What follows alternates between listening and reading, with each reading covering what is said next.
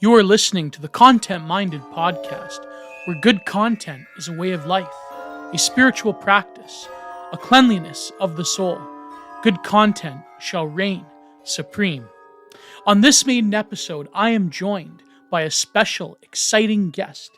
King Salmonfish is an artist, poster, the quintessential schizopoetics of the modern age. We will be talking about identity parallaxes, the Passage Prize, among other issues. Please join us for this exciting new venture.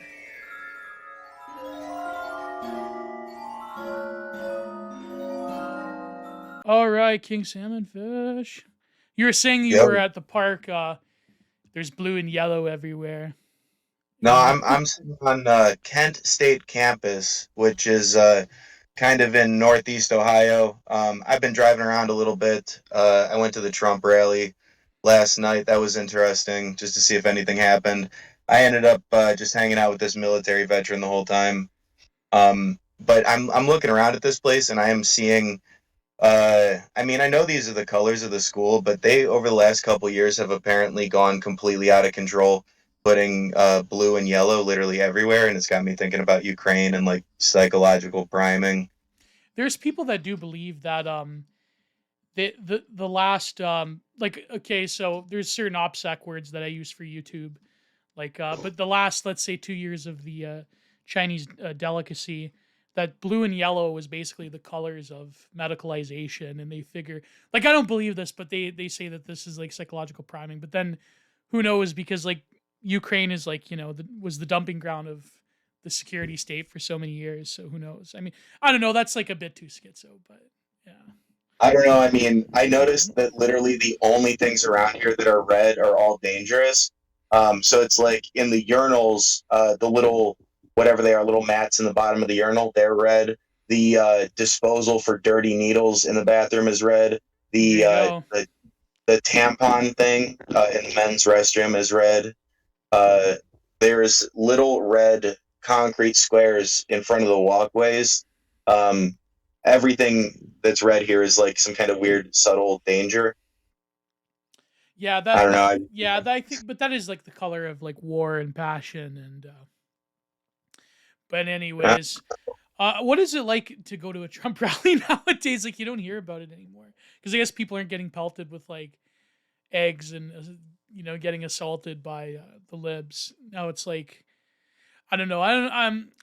I know, like, the whole dark MAGA thing blew up recently, but if that's like, I'm still kind of skeptical on the Trump thing, to tell you the truth. But I don't know. I don't know.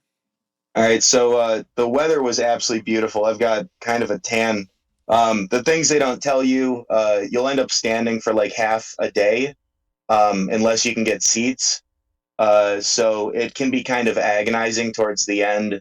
That's why old people seem to fall over like every single time. And then what happened was they were originally going to hold it in Portage County Fairgrounds in Ohio, and there was some weird little bylaw that nobody actually follows, but they used it to cause a like you're not allowed to do this here, and then so they had to put it all together down in Delaware, Ohio. Um, there wasn't really any protesters at all that I saw. Um, and like one of the weird things that happened is they didn't really have enough water towards the end. Like all the food places ran out of water. And then Trump was like talking about water for like an extended period of time. That's kind of funny. There you go. Oh man. Um, Yeah, yeah. So but the water thing is interesting. I mean, is Trump woke on the that used to be a lib thing, like the clean water, but what was he talking about? he was, I mean, he usually does these like coded messages and weird stuff. But he was talking about like washing machines and how a lot of that stuff is made in Ohio and like the environmental, you can't use water thing makes nothing work. And then you end up using way more water.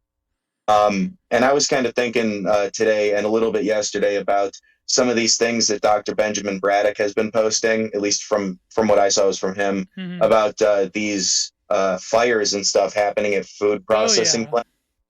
Well, it's like the low Um, flow toilets, right? That you use more water. Like, there was a huge environmental disaster. Yeah, and I have to admit that I was half wrong about something to anybody who may actually know that I said it. I was saying that Maslow's hierarchy of needs makes it kind of difficult to sell like large scale environmentalist ideology to people that are hungry. Mm. And Jordan Peterson kind of made the point of like, raise people's standard of living and they'll care more about the environment. But I was talking to this veteran who probably was literally just there to shadow me, but I had a friendly conversation. He was basically saying, in dictatorships and stuff, what they'll do is you'll be starving, and they're like, well, we're going to give you food, but you have to do exactly what we say. And I was like, I see. I think like I mean like years ago when I was a normie con, I guess you could say that line of logic it made sense, but at the same time, I think like how do you solve poverty? How do you solve climate change?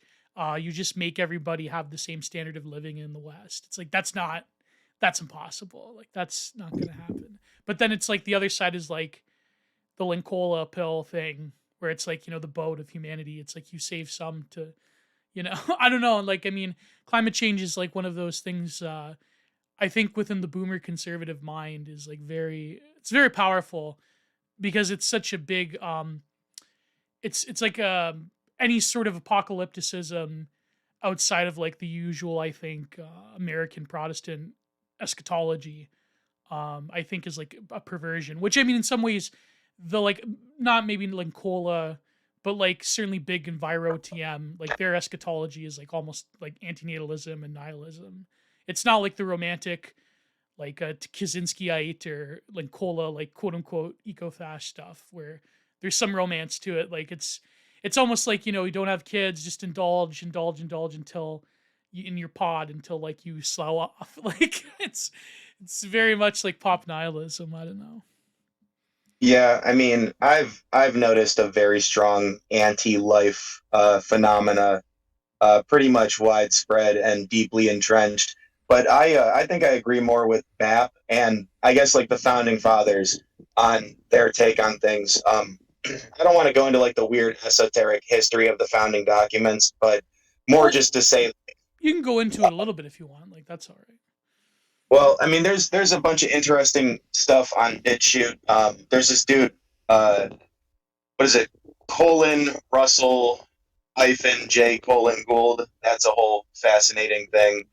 I've moved a little bit beyond some of those concepts, but that's anyway. The point is that like the document doesn't necessarily say exactly what you think it says, and like the history is a little bit more complicated and nuts. But the point being, you know, the founders seemed to have kind of the Christian, I guess you could say, model of equal under God, like existentially and spiritually equal, Mm-hmm. and then otherwise like very unequal, just across the board as like a natural circumstance, and like trying to fight against that is kind of I don't know, like anti-life in a sense. It's anti-individual, and I think that's part of like I've got a bunch of different memes that I've made about like I have this objective identity matrix and this thing called the projection parallax, which just explains how everyone has a different frame of reference, and like that kind of turns into this whole thing about just like embodiment of particular virtues. And I don't know, I've tried to take these memes and like really refine things down to something that's useful to look at. Like this ESG concept is basically a set of concentric circles. So you have the environment and then society nested within it, and government nested within that. But this particular model has a kind of hidden variable, which is to say that there is particular people that are pushing it, and they consider themselves at the center of this kind of concentric model of reality. Like they're the people above the government, they're the owners of, Yeah. whatever. This It's a this pet man. well, this is almost like a basic mapping of the unconscious that you'd find in Jung and Campbell and so forth. But you're saying that there is also like is there like an environmental sort of interjection of thinking within the founding document? Because I mean, there is like I think within like the sort of like Masonic slash Protestant Christian foundings of America, you do have like the notion of like God is the sower of division, or rather, God is the sower of like a fundamental equality of spirit, but the sort of like, the Tower of Babel, like the division of nations, I think is like, but you're saying that there's some form of like environmental thinking within this, like within these circles. Also, I'd want you, maybe we could get into what you think. What was the term you said? The particular meme that you created. Um, The projection parallax. yeah, because the parallax is something that is like a mirror of the same kind. Like Zizek talks about parallaxes, how they sort of, from different perspectives, they sort of mirror each other.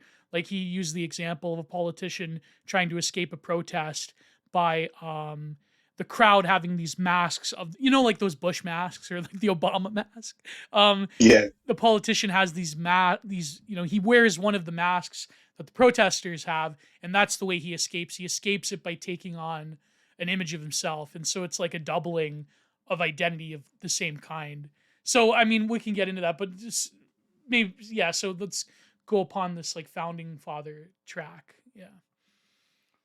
Well, I mean, I think BAP covers it decently well in a way that a lot of people are not nearly far enough into things to understand. But he kind of just talks about the way that it is and like how life finds a way, in a sense. Oh, I see. I Um, see.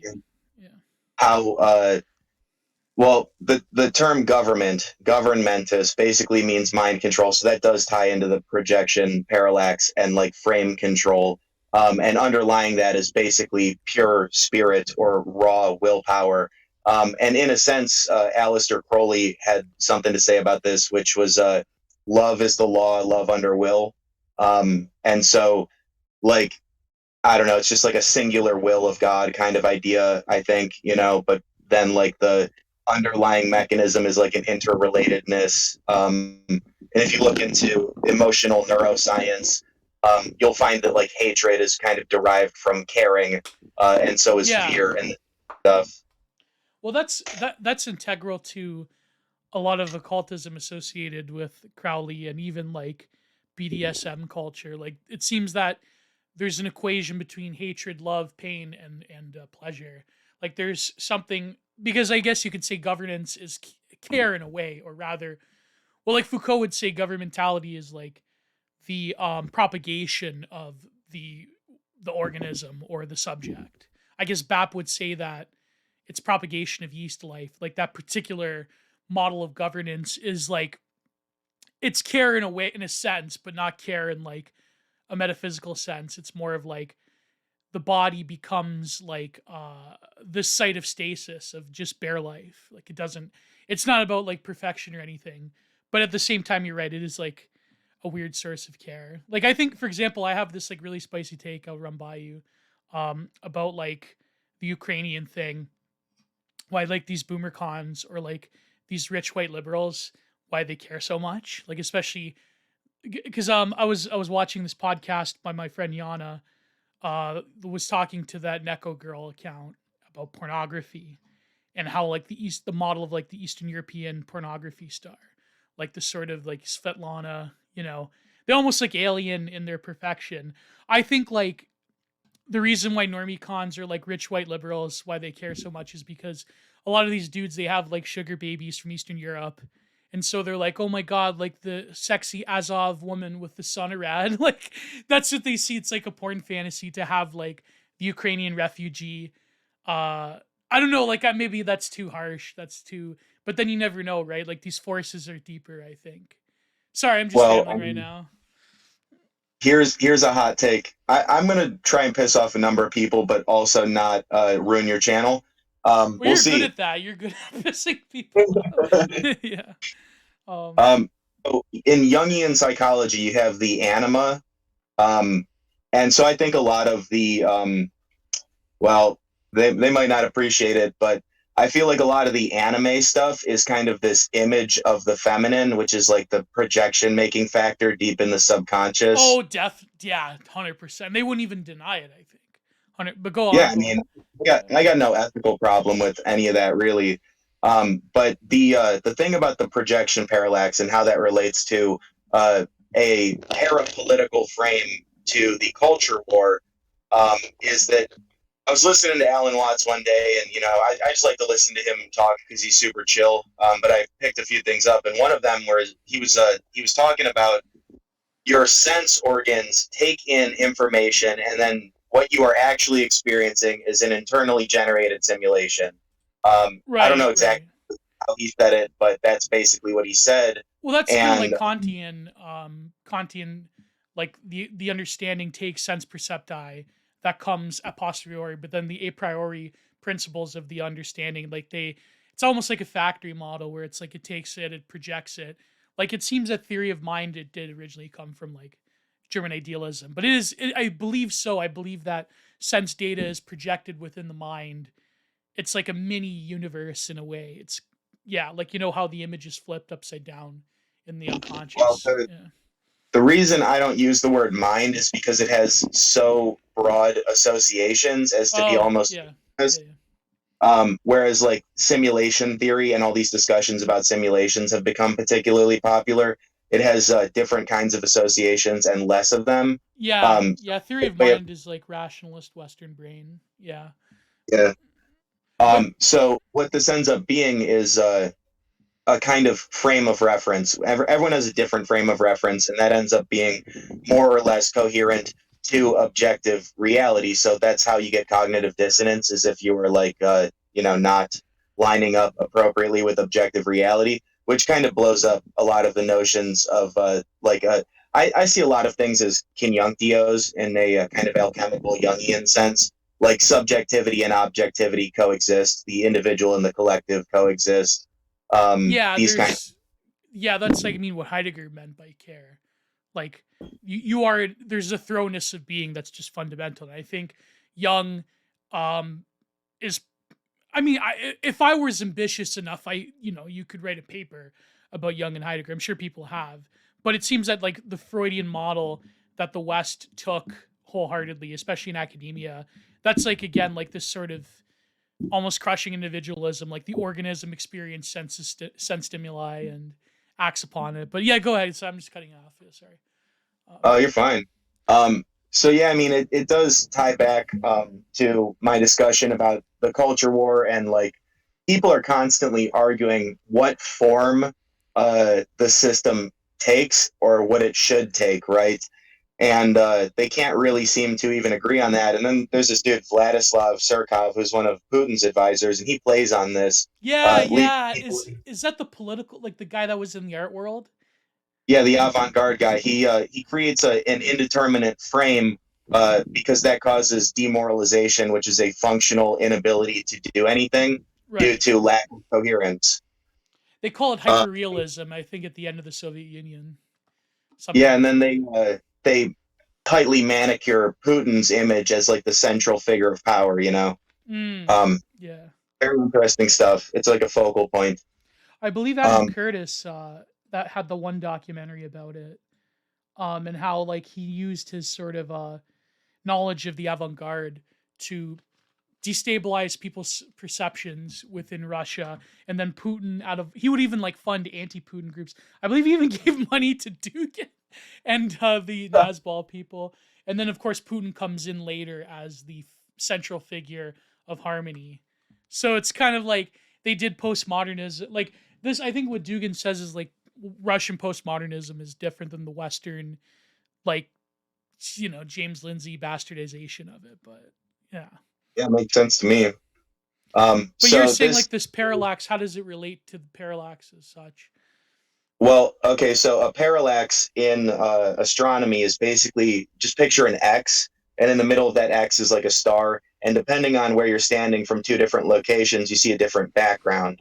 So that's kind of this phenomena of the two grand narratives that we have in society, where everyone actually has their own frame, but there is this general notion of two grand narratives that are competing, and kind of sets a contrarian trap. The whole divide and conquer thing. Right, Um, right. that ends up with people basically only using like uh, one half of their brain, like brain hemispheres, or like masculine, feminine, like Yeah, Taoist Julian energy. Payne's. Yeah. Yeah. And that's like Art of War 101 is, get them off of the way, uh, like just get your enemies off of the way. And that's pretty much how you win.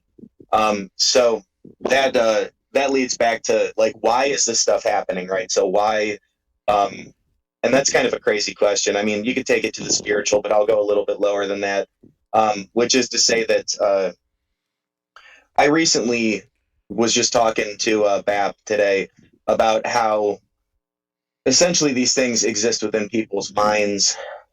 There is an objective reality, and part of that reality is what is in people's minds.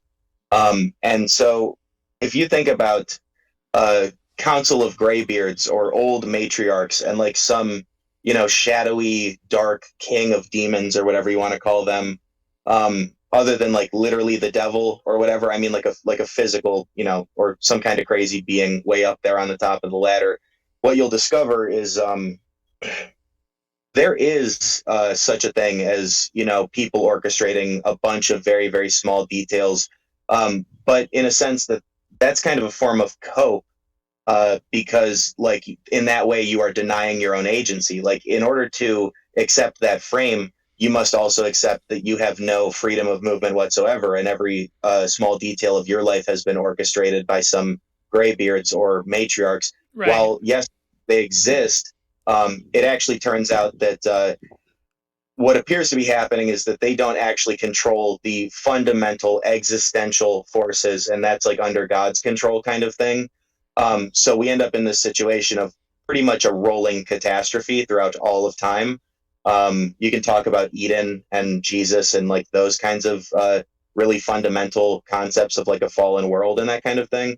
But if you look into what Jung was talking about, he wasn't so much concerned about resource management, like kind of like Karl Marx was very obsessive about, but he was more concerned about mass psychosis. Mm-hmm. Um, Mm-hmm. and part of the reason being that even basically the highest levels of our earthly authorities, like they don't actually have total and complete control. And so that leaves you in a kind of thrown state, I guess.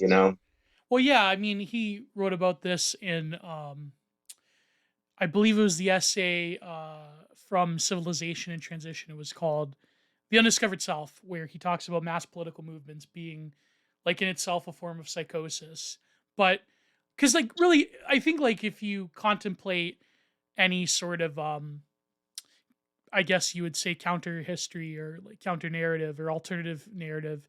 Like if you look at the idea of archons and Gnosticism, for instance, if you look at like ancient societies, the idea that like I think like ironically enough, I think the ultimate Jungian in this sense, the ultimate political Jungian is actually David Icke. I know that's like a crazy statement, but like if you look at the stuff like the art he did with Neil Haig, for instance, you look at like how these various forces like are controlling perception itself. It's like I know it's like totally schizo, but like it's got the implications of the world being controlled, but like these entities themselves, like they're not like these bodies of governance, like they're not completely in control either. They're sort of they hang above like the sort of subcutaneous layer between the quote unquote like normal people and normal psychic relations and like something else. I don't know, but then that's like maybe placing too much importance on them because I truly think like the elites nowadays they don't have the mandate of heaven. They're the exact opposite. They're like Yeah. literally satanic. But yeah, but so yeah, go ahead. Yeah, go ahead. So that reminds me of an Alan Watts quote. I don't know where he got it, but he said, when asked where the flowers come from, even the god of spring doesn't know. Hmm. And so that's to say that like even the archetypal higher forms, literally memes are basically alive. They have a life of their own. I mean, you could say that we are memes if you want to get deep into memetics. Hmm. We are Hmm. like meme plexes that only exist as fully whole individuals, in like complete manifestation. So that gets into like my identity matrix thing, which is to say that we basically have a set of variables that like constitute group identities. and like you only exist as a whole individual in the sense that in your entirety, your fullest expression, you are unique even in a set of infinite parallel universes with the exact same arrangement as this one. You are still this particular version of yourself. So Right. it's this very, very strange full expression of differentiation that makes up the individual. Yeah, yeah. Like the gods don't have full control either. It's more like God Almighty is really what that comes down to. But yeah, I think like the arbiter of, in that way, I think like God or Christ or what name you choose, it's almost like the arbiter of the memeplex that is the self. Like it is.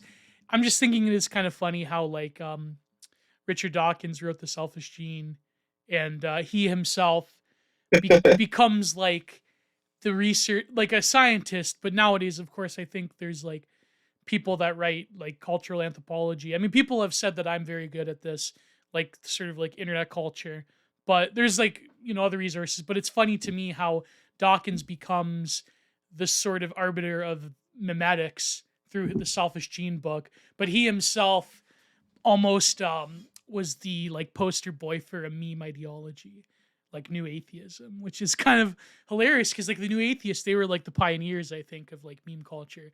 And then like you could say that that led to both like Gamergate and like SJW stuff, which is kind of like interesting because of course there's like atheism plus, then there's like the neo rats and the rationalists, and then there's like the skeptics. But anyways, that's just a divergent point. But I get what you mean. All right, let me give you a little bit of insight from Jung. Once again, I want to bring up a tweet that somebody posted. I think it was Semiagog, Oliver Perrin. Oh yeah. He retweeted somebody, and it was like beautiful ways to like cite things in a book. The first one was I'm not going to cite anything because books are not meant to be like referenced; they're meant to be read. The second one was why would I cite anything? Because I'm sure somebody else has probably already said it, so who cares? And the third one was it was revealed to me in a dream. Yeah, oh, I think I saw that one. But it is true though, because like having written academic papers, it's like you literally are just finding something another scholar said that Yeah, agrees with you. Like literally. Like that's what it is. I it's hate to good be for like yeah. humbling. Oh, what'd you say? It's so good to like humble yourself. Like I've come up with all kinds of ideas, and then in my just life journeys, I've been like, oh shit, somebody came up with that 3,000 years ago. Okay, you know, Yeah, but 3,000. then that itself becomes like the termination of thought because it's like, yeah, of course nothing is new under the sun. But then it's like if you don't like have the sort of the gall to create something new. It's almost like what's I think Francis Ford Coppola said this in that film, The Filmmaker's Apocalypse, where he was talking about when he was making Apocalypse Now. He's like, you have all these ideas up here, but you don't want to be pretentious. But then it's like, what if you allow yourself to be pretentious or allow yourself to be a sued?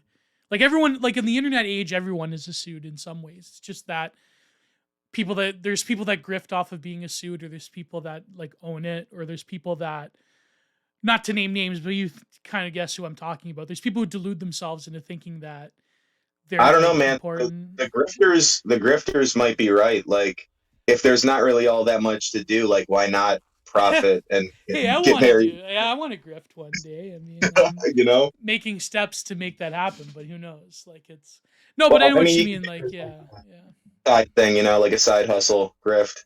But I mean, like, you're a little bit too self-aware as an artist, and I kind of came to this weird conclusion. I was in like third place in the Passage Prize. I guess like, I appreciate your taste, but anyway, the point was I realized that it's kind of formulaic, right? So the critics are always gonna come out with a few possibilities. There's like a spectrum. People were saying, this isn't even art. What the fuck? This is hideous. All the way to, you said like the apotheosis of schizomimetics. That was nice. I liked Well, just wait till the you hear my label of it. blurb till you read it in the Oh my magazine. god. Yeah, Oh my god. because like the thing is, because I think like the reason that Wide Dog got first place is because me and Lomez and the boys, we wanted to find like a totalizing vision, but at the same time, it's like I look at what you're doing.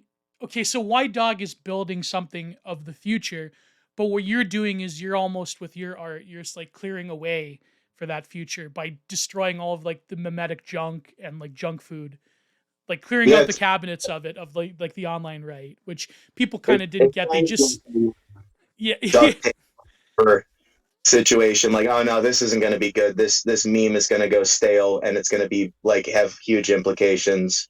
Like, I'm not gonna lie, I was terrified when he chose that one particular image because I didn't choose the images that he posted in the thread, because there's like was 15 of them, and some of them are graphs and some of them like like even just like the when I was typing out my blurbs, I'm like, how am I gonna describe this, right? But like when he chose that one, I think like Lomez was doing something very like conscious, and it worked. Like there was that hideous ghoul who I think is like he's like a mold bug ankle biter in San Francisco, but he was the one that did the German list recently, the Travis Brown dude. And I don't know why I didn't make the list because he knows who I am because of the past prize. He actually had tweets about see, mold bug is associated with Nazis and Sunnerheads, and it's like, but you know, the Ukraine thing. But like it was kind of weird how someone like that who's like a quote unquote researcher on the far right, it's like they don't even know, like they, and a lot of people, I think like a lot of people were like the usual, oh man, this is terrible, this is trash art, this is like from a bygone era of the internet. But it's like, yeah, that's the point, I think. Like I don't Well, know, I could be it wrong. was honestly way overthought to the point of stopping thinking about it. Mm, I've yeah, listened to way too many greats and like learned from a bunch of their failings and stuff. And part of the problem is that one of the main criticisms that people always throw out is that it's derivative. It's like, well, yeah. I'm sorry, I took ingredients from existence and put them together like a brand new dish. Sorry, and it has like a spirit of its own. But no, part of the cool thing about what Lomez did picking that one is that was kind of the prototype, like blueprint for this kind of art memetics thing that I was trying to do. Right, Um, right. it's like a rare Pepe actually. And I was just fucking around with like juxtaposition, and like emotional leveraging and like really kind of offensive contrasting that also kind of uh, sort of works together somewhat well enough. But unfortunately, I have the same too much self awareness of things.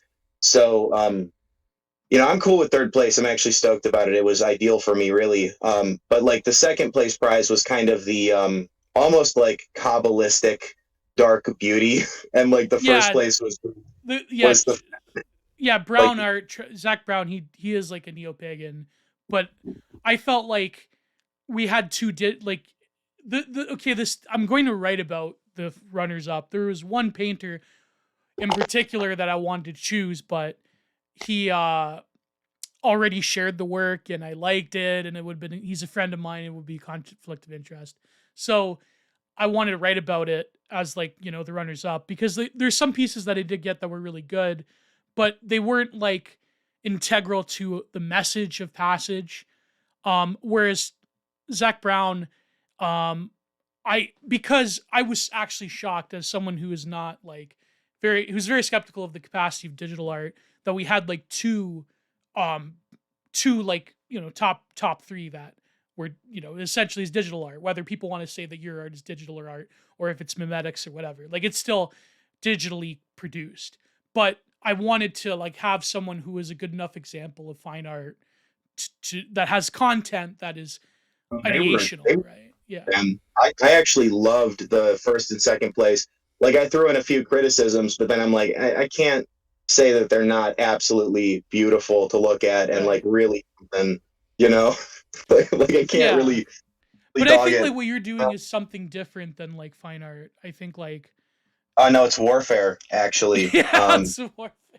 Yeah. Yeah, No, but like um, I want to get back to the environmental thing, but like before we go, like before we go down that route, I think like what you're trying to, and I was sort of like writing my blurb, I was citing some of our messaging back and forth, and I really get it. I think people are very adverse nowadays because of the contemporary art world. They're adverse to like the intellectualizing of art, or rather art that is a purpose, art that is mimetic, art that is like what you're saying. It's like almost like warfare, because there's a good way of doing it, then there's like of course like the horrendous way of doing it, which is nowadays like really kitsch, like politicitch, what I call it. Like it's like art that is instrumentalized for the usual like shitlib like And narrative. they're going to ruin it immediately, but at least there's like a general notion that shitty internet memes can be raised to an Yeah, artistic form, like exactly. transcend the bounds of Fash Wave that is kind of holding down the dark MAGA hashtag. And I actually want to go into that for 1 second. So back to Jung and all his work.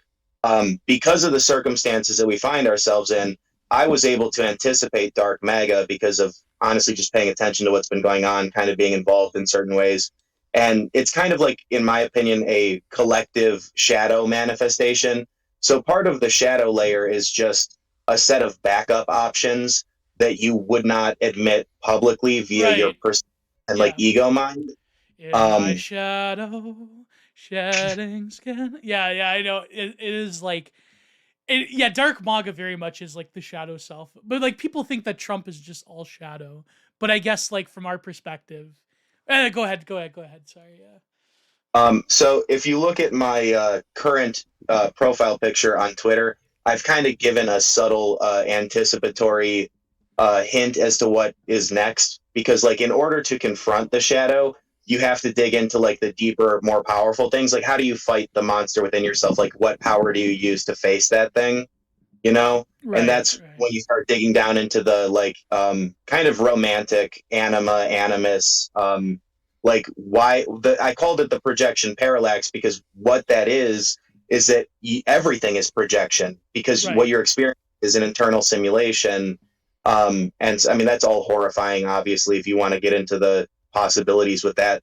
But no, the reality of the situation is that there's a particular like there's a deeper power and then an even deeper power than that. And that's like the only way that you can confront the shadow. So what we're going to see is a lot of people, unfortunately, will be shadow possessed. Essentially, it's kind of going to get crazy, just from what I can tell. And it's not just the dark MAGA crowd; it's actually like a much larger phenomena that I've identified. Yeah, Um, I think that it is like from what I understand, like it seems that it almost goes back to like the criticism you received for Passage, where the dark MAGA people, like I'm friends with like most of them, uh, like not the dark manga people, but I mean like let's say like the older like alt right like Fash Wave, or like people that are like holed up into Telegram ghettos. They want like their perception of artwork is just as much, I think, instrumentalized as the political left, because they want like Fash Wave. They want like it's like what my friend faces his the criticism he faces. Do you know my friend Fen Davilas, the sculptor? Um, mhm. he like I said this meme like, oh my god, it's like a Paul Cell, right?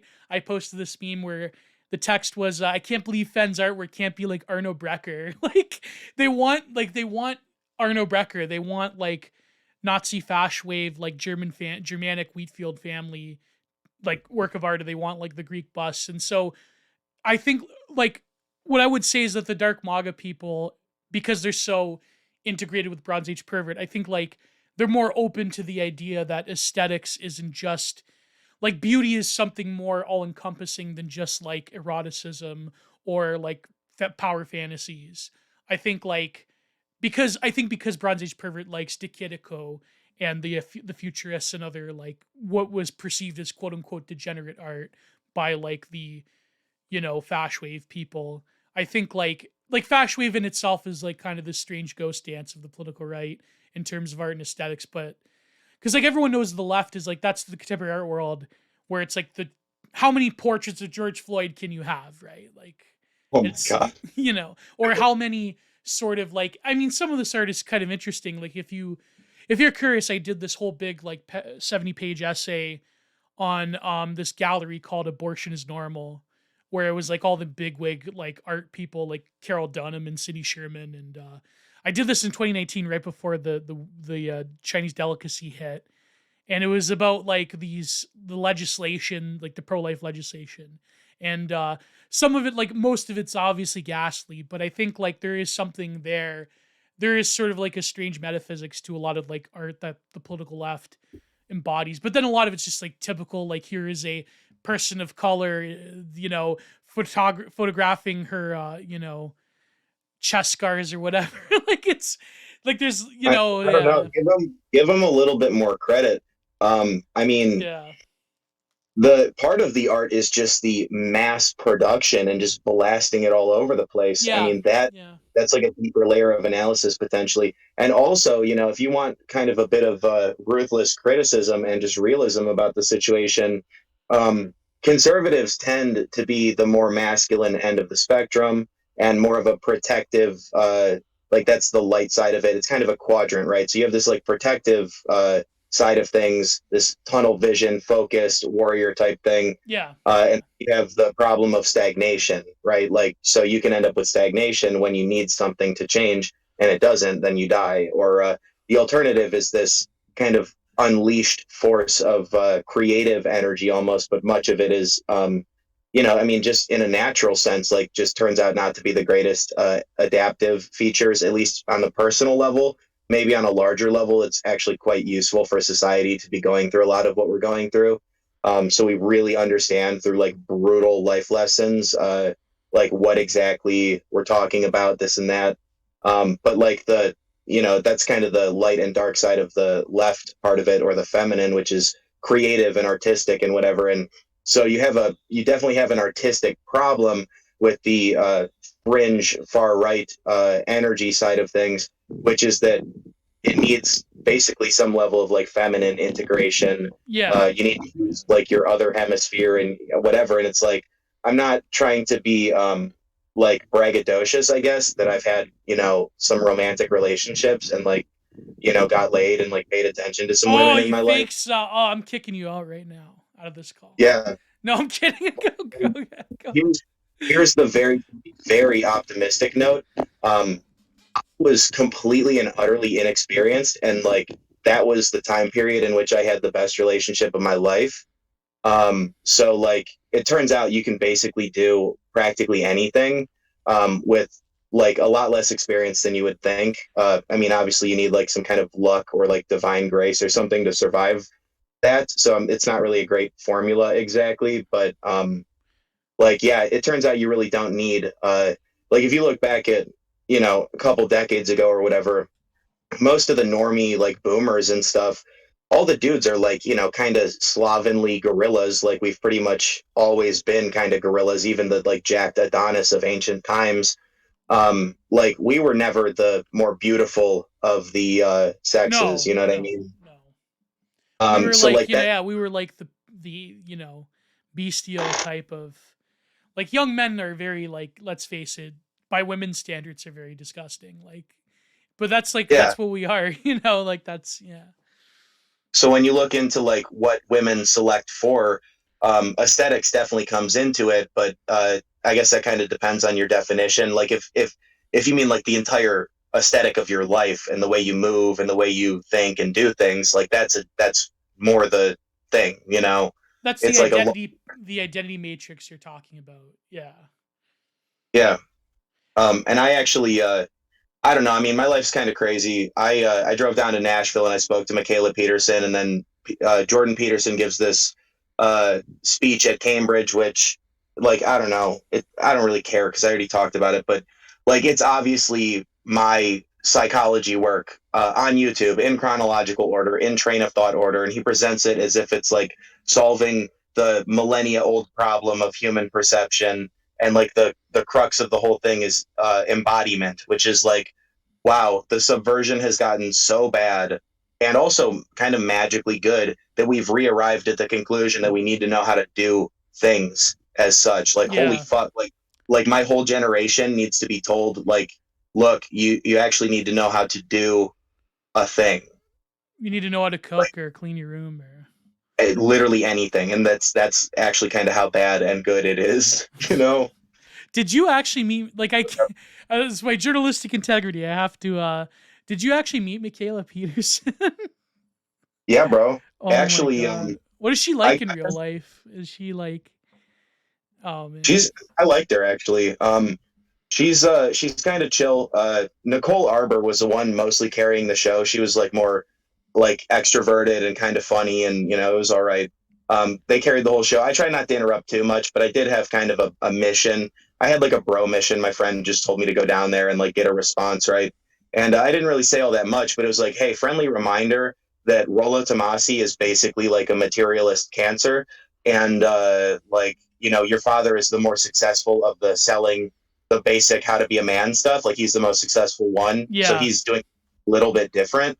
But obviously, like I didn't say all this, but it's like obviously behind the scenes you see the human flaws of your father, and that has this weird subconscious complex thing. And basically, romance exists. Like, hey, friendly reminder: in every Psych 101 book ever, we have been repeating the same mistakes on like endless loop for thousands of years. So like, hey, friendly reminder of like the authority bias and mob psychology and the fact that you're blind, and romance exists, and that's actually the only way that you're going to be able to suffer through a relationship for like a long-term marriage or anything like that, Yeah. And then Yeah. Oh, go her ahead. father obviously, I got his attention through her basically. Probably pretty Machiavellian, to be honest, but Oh man. he has influence over millions of people, and it's like this is a fundamental issue where Michaela keeps coming out talking about like, well, how does a high status woman find a man? And like, I'm like, well, this is how you do it. It's basically you're blind, and me and my bros are literally the best people on the face of the earth. But like a lot of women get caught up in status markers as opposed to Right. like the Right. real, you know. And it's like, well, money is the most ubiquitous status marker, and like so that's kind of why women hyper focus on money a lot of the time. But anyway, he gave this whole speech at Cambridge. It was fascinating, and also horrifying if you kind of think of the implications that he's finally kind of arrived at the Bappian conclusion, which is basically, I mean, I think BAP just basically calls it piracy or a number of other different things, but Right. kind of Right.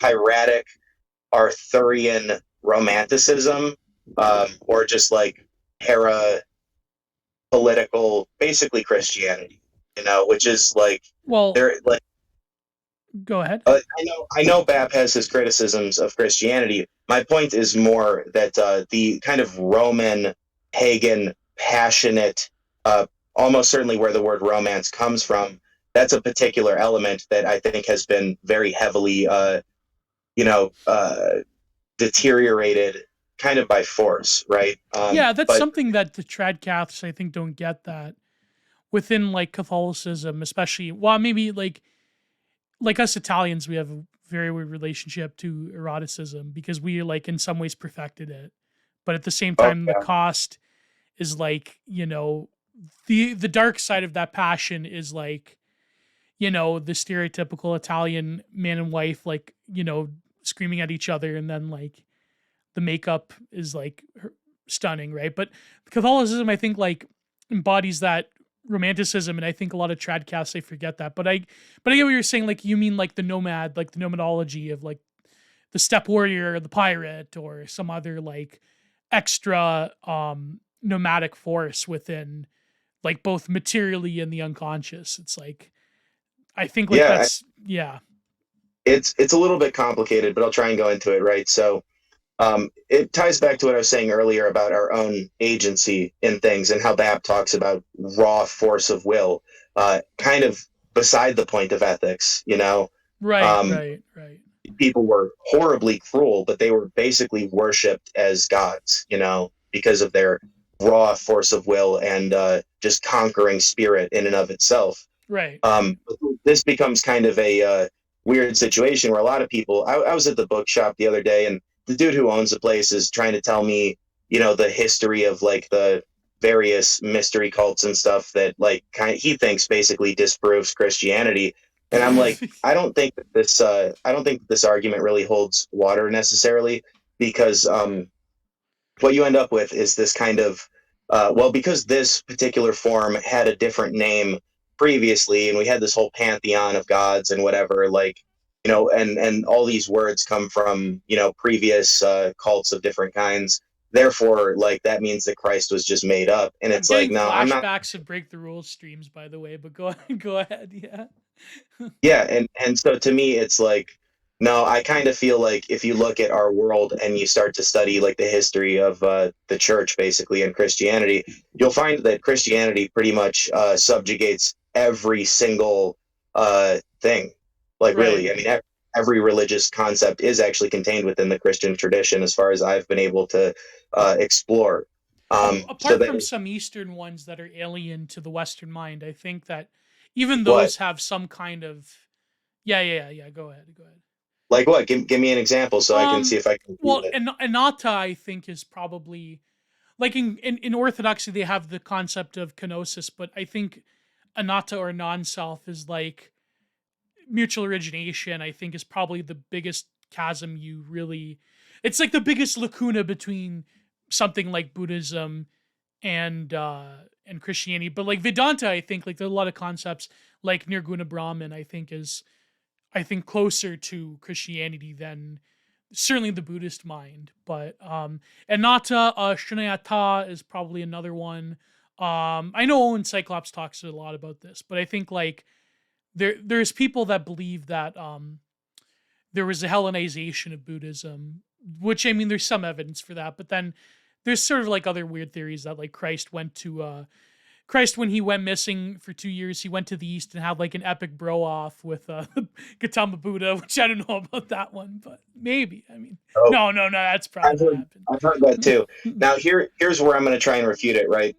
So I've studied a lot of Zen masters and Buddhism and like world religions, like comparative religion or whatever. Yeah. Uh, Technically, this sounds kind of strange to like people in America more often, but if you go over to India, it's a little bit less weird to people. If you go around and you're like namaste, Hmm. um, they more recognize these concepts.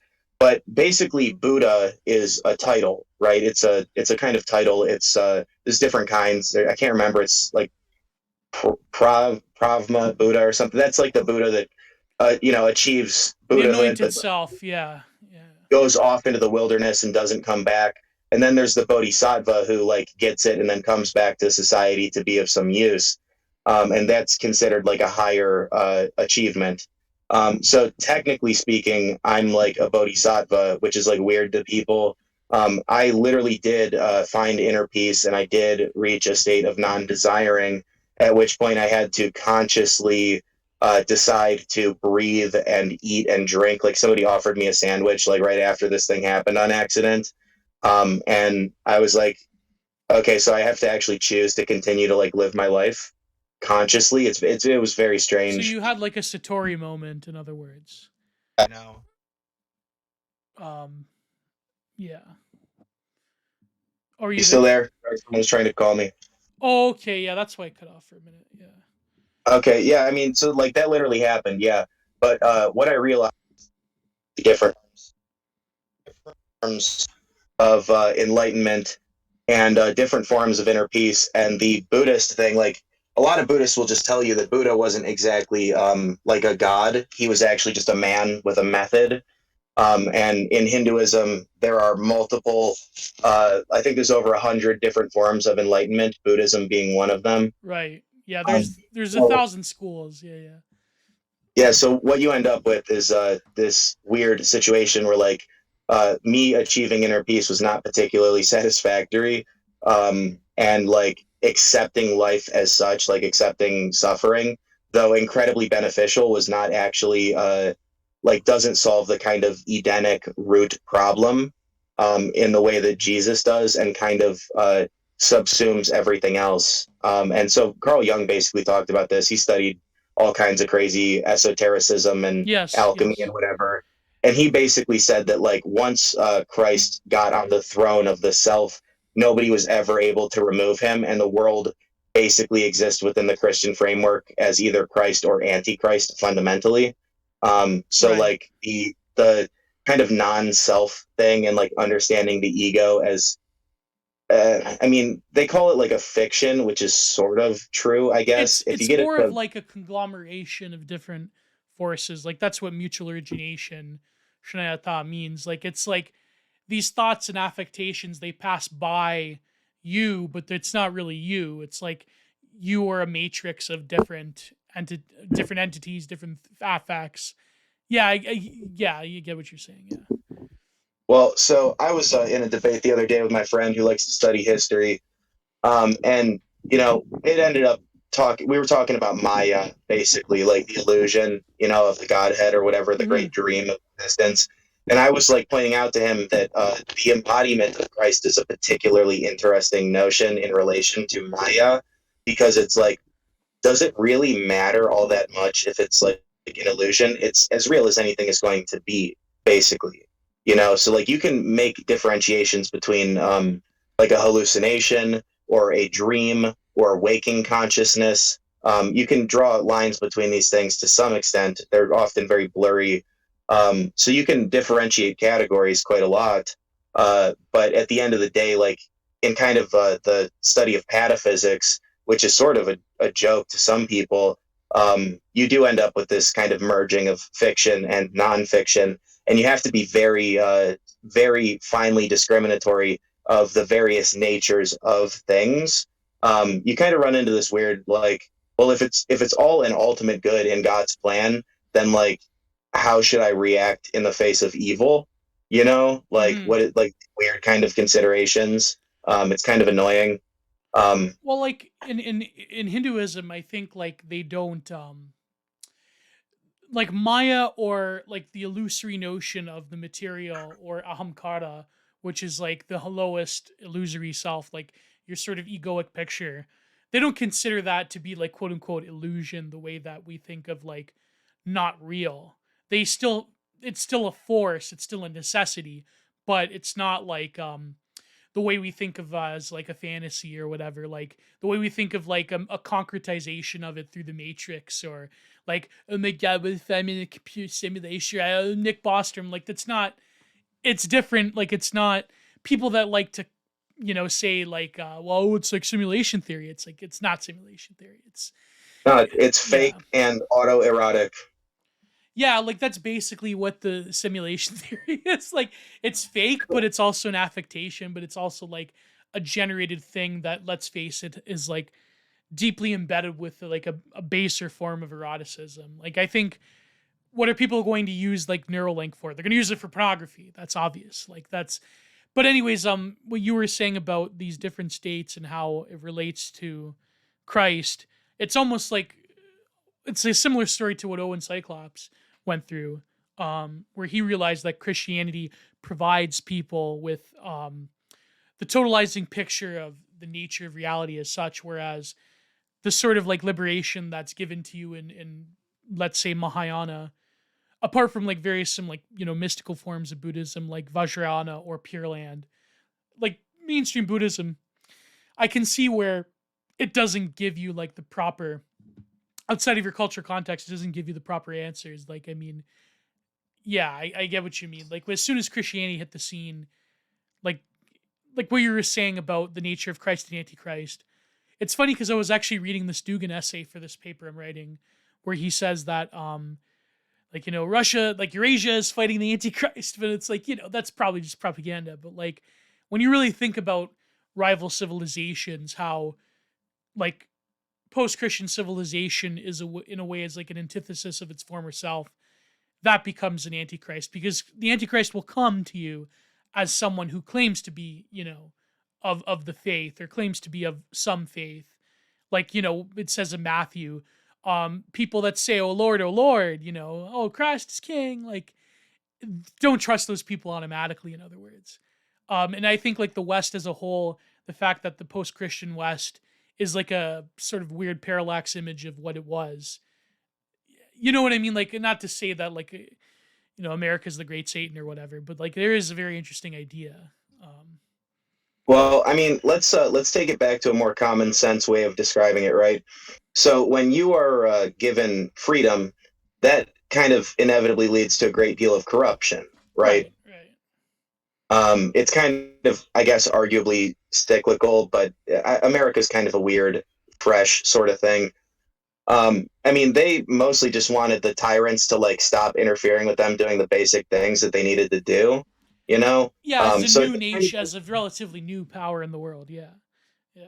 it kind of comes down to is you is or is you ain't, and back to BAP, because he's just like, he's kind of in there with like raw egg nationalist and this Tucker promo that just pissed everyone off. It's like, look, you either is or you ain't, so it's time to start sunning your balls, friend. um, that was very interesting. I think like that in itself, it's kind of like what we were talking about with Russian postmodernism under that one Putler advisor. And I think Dugin is doing something consciously similar to this, where in some ways it's like the political right, like the dissident right, East and West. Because like let's face it, I mean Russia's pretty much the East now by all intents and purposes, at least like in terms of its connection to Western Europe. It's not like we're doing like a counter spectacle in some ways, which is very like hip and avant garde. But and it's like my essay series I'm trying to write. Like it's a counter spectacle, but then it's like but it uses sincerity in some ways because like the leftoids, like all the like the irony, like Chapo people, they like took that, like Tucker wants you to sun your balls and drink raw eggs. It's like they took that because it's like something that ostensibly is sincere or like weird and kooky and out there and new agey. Then that becomes like the ironic, like Jon Stewart tier irony, like ironic humor. It's like, oh, that's terrible. That's look at these guys. They're so, but in a way, like they're also like creatures of the spectacle.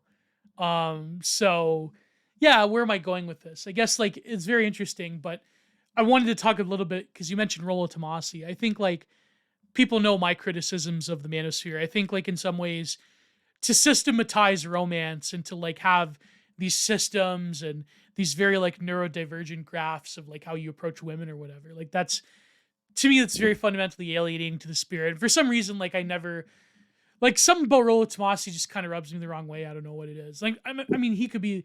I don't mean to cast shade on him or anything. I just, from my perspective, I think like I don't know something about him just kind of I don't know. I Yeah, mean, he's been married for apparently 25 years or something. So yeah, maybe like that yeah, maybe particular, something's good about him.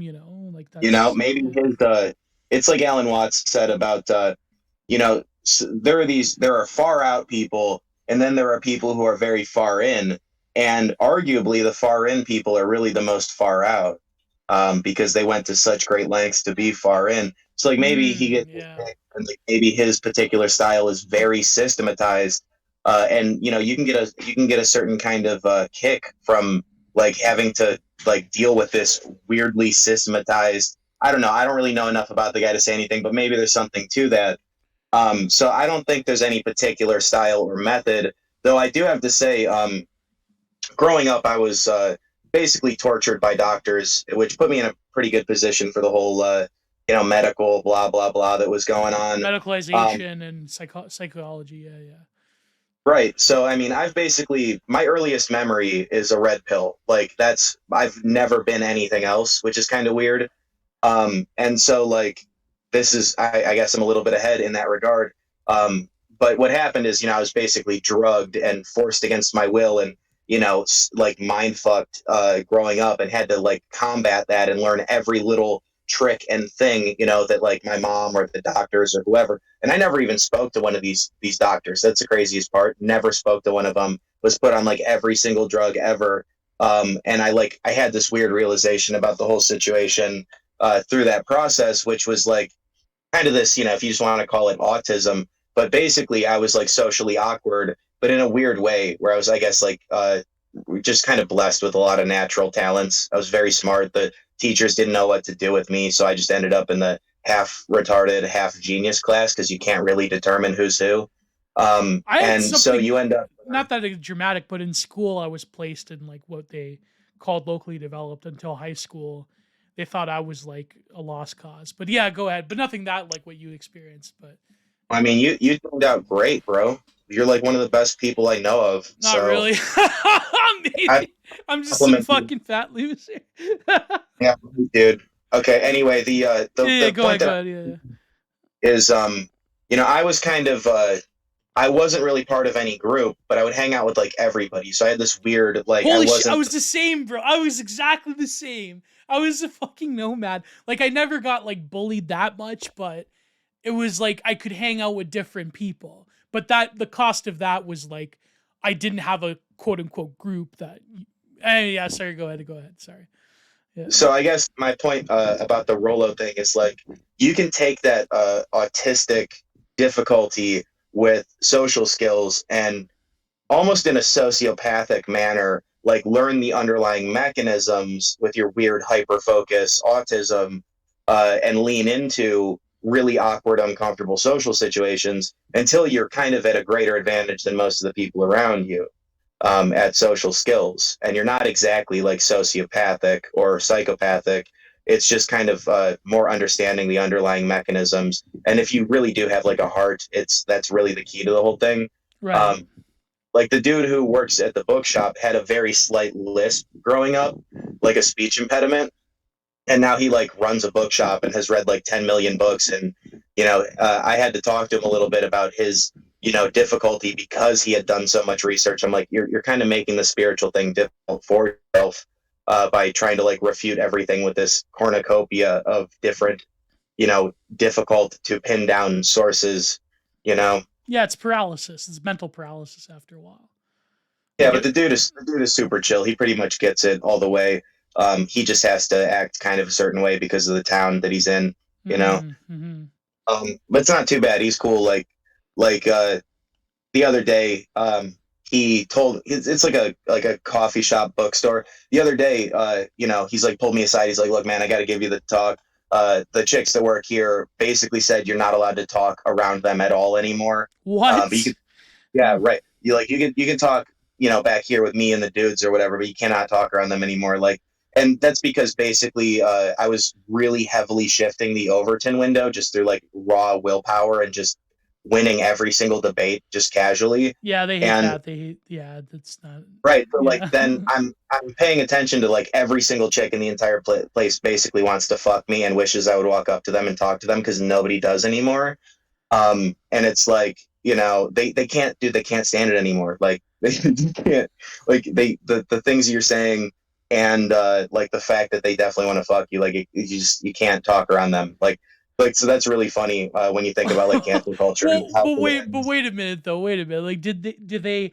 Do you sense a sexual tension there, or because you're not like 100%. you're not a bad looking dude. You're a good looking guy. It's just that I think like women they sort of I know this from school. Maybe because I'm not a Giga Chad. Maybe if I was a Giga Chad, it'd be different. But like they don't like when you sort of like debate or argue with them in terms of like, It wasn't with them, that's the thing. It was just oh, in it the was in the environment. like with like random bros. And I because I have paid attention to women in my life, I can pick up on like the subtle stress pacifying responses, little adjusting things, putting their hair behind their ear, gossiping, Yeah, inaudibly. yeah, yeah, yeah. Like it was very clear like nobody walks up to any of these chicks anymore because Me Too happened. And they're very kind of nobly and long sufferingly just waiting for some dude to like Yeah, and marry dating them. apps and shit like that. Like nobody actually goes up, be like, yeah, let's talk. I mean, that's almost seen as creepy now. I guess maybe.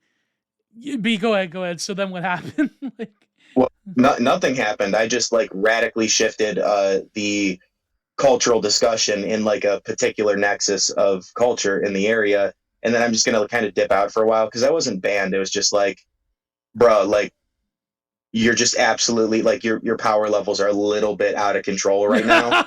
yeah, I've been there, bro. I've been there. And Yeah. I was like, yeah, bro, that was exactly what I intended. Like, and whatever. So see you later. But that's kind of what happened. And if you pay attention to the statistics, which Rolo is very statistic heavy, but if you look at the statistics, I mean the odds are really actually in our favor as being like some of the real people, men basically, because nobody walks up to them anymore. All they have is like a 3% Ken doll Tinder mids, Yeah, selection. yeah. West Elm Caleb. Yeah. Yeah. So the odds are actually heavily in our favor. And if you look at, I think it was Pornhub analytics, the top 5 archetypes of female fantasy, because women tend to more often to have like extended fantasies because like the multiple Yes. orgasms and Yeah. other Men have concerns. very simple fantasies, sexually, Right. anyways. But yeah. So the top 5 archetypes are vampire, werewolf, doctor, billionaire, and pirate. Obviously, there's more. Yeah, yeah. No, but like Bap was right. Like that one Bap tweet before he got banned, where it was like women in the future would be trampled by animals to get sexually excited. Like, Yeah, but you know, every yeah. single like who's better than a doctor at like knowing every single way to hurt you? There is sort of like the darker side of like female sexuality, but just to like go back to like what you said, with Rolo, it's kind of, I think like he's not that bad of an example. Like there's certainly like worse people like in the sort of like Pua manosphere. Like Rolo is like more of a mainstream figure, but like there are some guys who are just like, I think they have like very terrible advice for men. But like what you were saying about I think like there's something between the nature, like when you were going through school, there's something in between the nature of like a sociopath who has like the ability to mirror certain attributes of human emotion and affection, and there's also something between like just a normie who you know neurotypical, who like through trial and error, like through socialization, basically learns. But I think when someone like you, and I think unfortunately there is a growing, I think, epidemic of children like this, or millennials like us, who have experienced this, where the sort of psychomedicalization of being on meds, on Ritalin, on being monitored by your school, on being subject to childhood psychiatrists, they learn to, like you did. There's something in between sociopath and like something else. They're not like sociopaths. I mean, some of them are actually. I think like it's the production of sociopathy that probably is like an integral part of the psychomedicalization. But like you were saying, you learn to almost like mirror what a quote unquote normal person would react or respond to. And you learn like clever tricks of like how they manipulate you and what certain drugs do to you. It's like, if you could elaborate that, were you diagnosed with something specifically when you were a kid, or?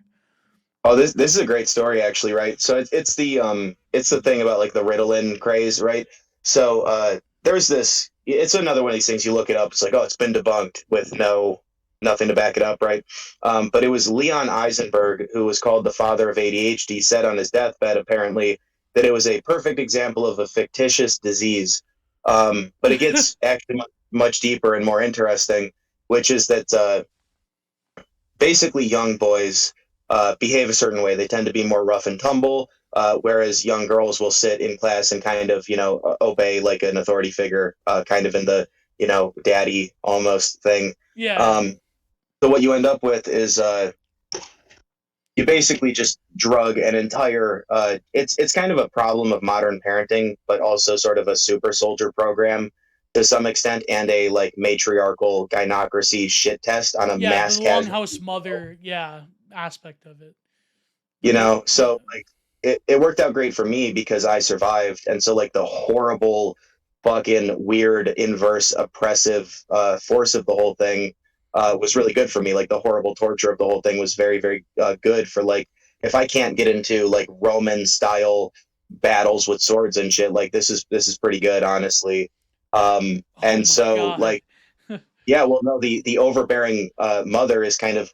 I think Bap talks about it too. He basically says like, you have most of the surface of the earth has been conquered, and there's this now conflict over pretty finite owned space, and women can become resentful in kind of their weird counterintuitive fashion, because like you have all these soy boys all over the place, and like then it becomes this, you know, full blown rebellion against the kind of soft um, like kind of corrupt higher ups, that really aren't being real men about everything. It becomes this whole all encompassing, overbearing mother, really just demanding real men and Right. willing Mother Nature style, whether consciously or unconsciously, to just mass murder to get what's required to pass through the great filter, you know? Well, it seems that this sort of like what Jung talks about, and like Eric Neumann in his book, The Great Mother, talks about like the terrible consuming mother archetype, the shadow side of that particular anima complex. It's like nowadays you have that more than ever where women become this sort of like force of biopolitical control, whether it's like the say of like terminating or producing life is all in their hands. And politically, I think like a lot of antinatalism is also driven by these like young Zoomer women who like look at TikTok memes from like these old crones, and it's this vicious cycle. It seems like there's this dark feminine energy. Like this is what people didn't understand. I said on stream once where it's almost as if the chthonic feminine is like a form of Apollonianism in its own self. Like it has an Apollonian aspect. It's not just like the pure chaotic Dionysian. It seems that the current like longhouse gynocracy we're living in is and what I mean by that, it's not that women rule, it's rather that the way in which women socialize and participate in discourse determines political outcomes and determines like the way in which we do politics and culture. That's what I think BAP meant or means. So it's like they become like they take on the role of the Apollonian by being these arbiters of all political and social life and the sort of like living or dying of children. Yeah, so Great, but what they're really doing is they're demanding that you not be a soy boy. but are they And though? But are they? absolutely, if you go find that tweet from people bring this up every so often. There's the occasional radical feminist that will tweet, I hate toxic masculinity, but it's the only thing I'm attracted to, and it's just a Yeah, yeah, yeah. particular kind of framing. You know what I mean? But no, it's a lot of it is like unconscious forces of nature, kind of like what Bap talks about. But I've been looking at it a little bit differently. I don't have a good word for this, but I've basically been calling it a hypergamarchy, which is to give uh, proper deference to the syzygy concept, Right, which right. is, men have their way of influence and women have their way of influence. And it's not particularly a matriarchy or patriarchy situation. And so, with the unleashing of women in mostly like America, you're kind of dealing with the primordial feminine kind of unleashed, whereas a lot of the time it would have influenced the world through a loud yelling man, in front of them. Yeah, Um, yeah. and so, like, it is one of these things where, like, if you want to unleash the power of women, you really need some serious men in the equation. And that's kind of naturally resulting from the situation because anybody who isn't is being absolutely stomped, like left, right, and center, just completely dominated, really, just Yeah. utterly hold on. They're being And like, sissified and bimbified by all life. Yes. right. And then, part of the identity matrix thing is this weird thing that I called I don't really know if I want to say the word, but basically shit math. There's a type of G word shit math in there, which basically means that the Jonathan Peugeot talked about this recently, I think, with Jordan Peterson, but it's this notion of a cult of inclusion, whereas like Yeah. in existential terms, everyone is already coexisting and including, and that's like the spiritual level of things. Yeah, it's care. Whereas Yeah. Yeah. what happens if you take it I broke it up into three levels. So the top level is extreme sameness, where everything is existentially the same in some sense. The middle layer is sameness and difference, and the full expression of individuality is extreme difference. So in the layer of identity, where objectively you are the same as some things and different than other things, you have in groups and out groups. And when you try and make your in group the only one, like you want everybody to be part of whatever group it is, that creates a particular kind of equation which requires like killing, like destroying the outgroup entirely, or converting them or whatever. But in real world terms, it often ends up with subjugation, exploitation, slavery, manipulation. So that's probably like the armies of simps. I know you're like you really enjoy your simping, but I'm telling you, like literally, dude, you could just walk up to like the hottest chick in literally whatever location people chill around you, and probably like pick her up immediately if you just realize the kind of Jungian thing that literally anybody would. First of all, so you statistically have a chance no matter what, and then if you start to look at the like the numbers of what's happening, like on college campuses, it's like 75% disproportionately attractive women, and like all the dudes are not really doing it that well. Yeah. Which just the math is so broken. They're just like, please God, walk up to me and be a man. Like it's not even entirely about physical aesthetics at all, because that's not how their selection mechanism works. It's just that like physical aesthetics are kind of a broken game mechanic, that's for sure. And women obviously have the advantage when it comes to that. But it's like they don't even care, dude.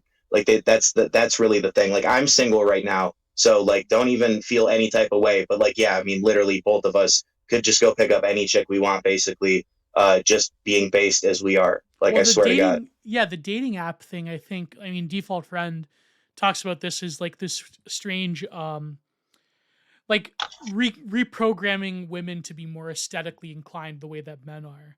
But that in itself is like an illusion. It's like if you actually go up to a woman, I think like you're saying, um, within reason, I mean, they are starved for that level of attention. But yeah, it's very interesting how the simp becomes like the guard of the longhouse. They become the army of like the longhouse mother. And like the e-girl, there's this great documentary, I'll send it to you, about the e-girl that this I think his name is Cooner on Twitter made. And it's goes into like the mythopoetics of it. But it seems that the e-girl, like in the army of simps, they become like a force of like total destruction in some ways. Like total Daenerys, yeah, again, Game of yeah. Thrones. Yeah. Okay, so I wanted to see if we can take this to a really interesting point, because I don't know how much time you got left. Maybe So we'll take for like it's already we've been doing it for an hour and yeah, almost an hour and a half. So maybe like it's 2 here almost. So maybe go like till 2:30, I guess, or 2:15 or something, yeah, yeah. I don't want to make it too long, but people do listen to long form stuff. Yeah, Okay, nowadays, yeah, the podcast, yeah. so I mean, I've gone for Dugan, 5 hours. Dugan, okay, Dugan. Dugan, right? So I haven't really read Dugan. This is just I'm not even going to pretend that I have, but I know the idea of like rejecting all of the previous political framings, and like basically Russia wants their own political frame in which to operate with their own cultural conditions and this and that, right? Am I Yeah, generally on point?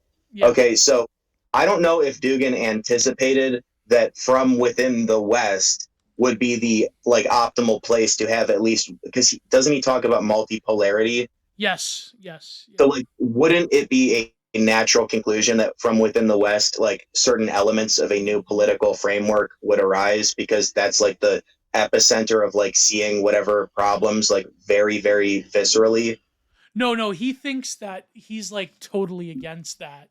I mean, not totally. Like he admires certain Western thinkers, but like he sees that the West is like decayed and decadent, and like their political and social, cultural, and religious ideas have like they're basically spent, and it's up to like rival civilizations, whether it's Eurasia or like China or whoever, to like come about, and that will be like the center of new political ideas. But I don't know if he's right about that. Like I think certainly Eurasia, I'm sympathetic to him, but at the same time, it's like I get what you're saying. Like there still is something about the Western like meme sphere and ecosystem like of discourse that there's still something there. I mean, I think Dugan he has to like overplay his hatred of the Anglo in order to like make his political project real. But yeah, go ahead. Yeah. He probably buys it quite a bit himself. But no, I mean the reality of the situation is that America's kind of kicking everyone's ass, even with like absurd problem and like factional internal conflict that we have, we're basically kicking everyone's ass. I mean, like it just is what it is. And I'm not even talking about like the globalist American empire. I'm talking about like Americans, not the people who don't consider themselves Americans, if you know what I I mean, would like like I Western. would say Americans are the least spiritually defeated out of like all the quote unquote Western peoples. Apart, like I shouldn't even like I am excluding Japan here because Japan, they have their own problems and they have their own ecosystem. But they I love certainly, Japan. yeah, I love Japan as well. Like, but I think like Japan, they have their own very unique situation that can potentially lead to decline in terms of their own demographics. But there has to still be an animating, there still is sort of like anime, there still is an animating spirit within the Japanese people. But it's different. I think like as much as they are like they've perfected Western ideals, I think that they've arisen out of very unique cultural, spiritual circumstances and racial circumstances. But I get what you mean. Like I think America, there's still enough people who I think have light between the eyes. Whereas I come from a country that has no light whatsoever. I hate to say, like, I I hate to be as mean, black pilled about it, but yeah. let me give you some things that I was thinking about, right? So basically, America is the only hope. But there's a kind of weird, interesting spiritual kind of emergent self-selection thing that can happen. So like you'll have the occasional based person from literally anywhere who's just completely nuts and fascinating and Yeah. does pretty significant. So I don't think all hope is lost anywhere. I just think that like if you want to look at it militarily, I guess like America's basically the only hope, honestly. And Well, so this America this has the tools to do something different. Yeah. It's, I mean, look, from my perspective, sitting here in, the heartland of the United States, it's kind of, this is like an epicenter of the whole situation. And looking out on it, I'm like, I don't really want to go to any other country at all in the entire world, is kind of just how I'll put that. I have no real desire to go anywhere else right now. If I had a Um, choice, though, I'd probably move to America. Like, if I, in the future, I definitely want to make steps to make that happen because I still think that America, like I know, like I remember like Alexander Bard on stream was like, America's done for and it's going to be like Europe. That's going to be in Europe and Africa and places in Asia. That's going to be like where culture is going to be created, which I think like culture will be created from those places. But America still has, like, as much as America has produced like the evil satanic Hollywood fabulation machine and has like exported its political situation to the world, I still think that America does have like some form of spirit there that can potentially create something different. I don't think like these little nations in Eastern Europe are going to be like cultural powerhouses. I certainly don't think Africa, the way that China looks at Africa, will be a cultural, like there's some culture coming out of it, Nigeria in particular. But I don't think that these nations in Africa, if the Chinese have their way, are going to become like world players anytime soon. I mean, all right. I yeah, did have a point I was trying to get to, but I do want to touch on China for one no, no, second. but go to that point. Sorry, I cut you off. I cut you off. I'm very sorry. Yeah. So But a number of people in our sphere, I guess you could say, have been talking about how China has a water crisis and a supply chain crisis and a lockdown crisis and an internal factional struggle, which is kind of putting Xi in the position where he can't take a singular step backwards or admit that he was wrong and exactly, like yeah, because Z is in a relieve. precarious position. Yeah. So like I don't know. I'm still sitting here at Kent State right now. But I went to a friend of mine invited me to this like Chinese New Year thing, and I kind of came to the conclusion that it was like the most Potemkin empty thing I'd ever come across. And like, Holy shit! Yeah. right. And like they're still on like WeChat, being monitored by like their home country and stuff like that. It's horrifying really. That's And like like this, Chinese students here in Canada. Like they have people that spy on them. Yeah. yeah, like weird self-policing, like keep to themselves. It's really bothersome. But my point was like I don't really see any culture in that. Is my horrifying conclusion, at all. Like just there's no culture there. It's a there was like the most humiliatingly child, like I mean literally humiliating little tiny games that you could play, and like one thing of like musical chairs with like a Chinese propaganda film. Like there was almost nothing there, like So no effort even put in so you don't to, believe in Ron Paul wholesome Chungus Maoism, bro? Like you don't nah. believe China's going to be the way of the future, that they're the perfection of American democracy, the way that logo thinks. No, China is literally on the brink of collapse, being propped up, and it's a problem because if they collapse, they got all kinds of weapons, and we might see like 1.5 billion people migrant catastrophe completely destroy the entire Eastern world type Holy situation. shit. A And total fuck shit breakdown scenario. I think like I don't know. I mean, I think like China, if they do experience immense amounts of decay, I think they would go back to like a middle kingdom, like they'll shut off the rest of the world type of thing. But then Well, they're so interrelated to the global economy that if they go down, if like say if America goes, China will also like they'll yeah, be well, fucked that's too, part right? of the weird thing about like the Russians trading oil with China, like in yuan and rubles. It's like, well, to a certain extent, they really aren't served by completely rapidly destroying the United States economy because of that interconnectedness. And Yeah, even for, yeah. I think what seems the most likely scenario, even though I don't particularly like it, is that because of internal politics and the pressures applied in the situation, Xi's opposition will likely take over in the like internal CCP election process, just because it gives them an excuse to change their policies. Oh shit. That's actually could be a real possibility. But then I think like people were saying that the draconian nature of the lockdowns in Shanghai, that is basically a Z power grab against his opposition there, and then he's trying to empower like the rural people. Um, but you're saying that because let's face it, the Chinese have done that before, where they've annexed leaders because they want to go in a different direction. I mean, they did this when Nixon opened up China. They did this, I think, even with Deng. But you're saying that Xi like he's in a very like, is he in a weakened position or a stronger position now? I don't. You, It seems to me that the dude is honestly fighting for his life because that zero thing has put him into a position where basically he can't ever admit that he was wrong about anything. And like the social credit system they have and all this stuff working together, this very rigid, like never say you were wrong type situation. right, Um, right, Lockdowns are disrupting the basic supply chains, which is going to cause like a total catastrophe for like 500 million people at least. So like, yeah, the internal pressures are likely going to be a bit of an issue because the oppositional faction will seem more palatable because they can just very slightly shift their policies, um, away from what Xi's position was because he can't change it. right, right.